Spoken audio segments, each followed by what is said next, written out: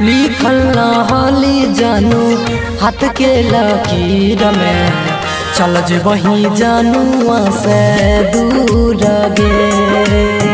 कैसन लिखल हको विधना के खेला, समझ नैया बहु बोले जान गे। लिखल रहली जानू हाथ के लकीर में, चल जे वही जानुआ से दूर गे।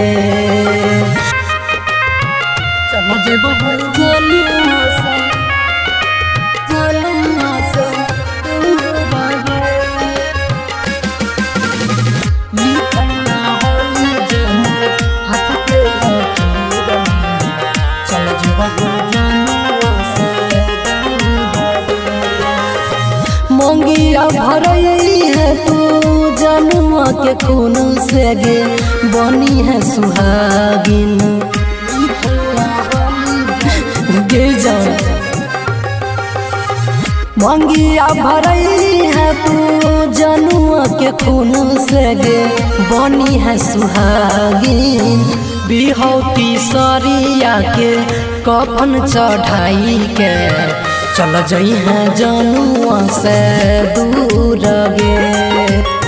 लिखल रहली जानू हाथ के लकीर में, चल जे वही जानुआ से दूर गे।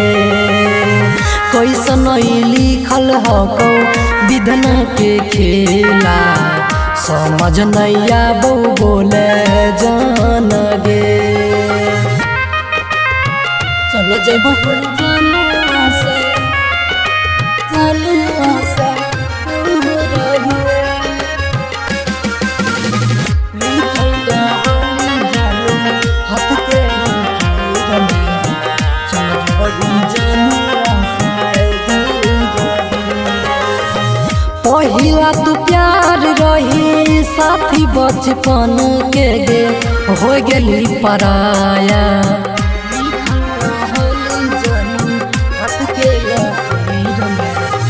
पहिला तू प्यार रही साथी बचपन के गे, हो गेली पराया। लिखल रही संतोष संगम के किस्मत में, चल गेल हीरोसन के संग गे।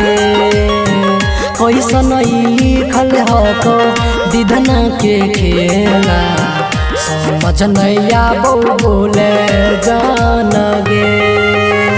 लिखल रहली जानू हाथ के लकीर में, चल जे वही जानुआ से दूर गे। स्वागतम रिकॉर्डिंग स्टूडियो झलारी।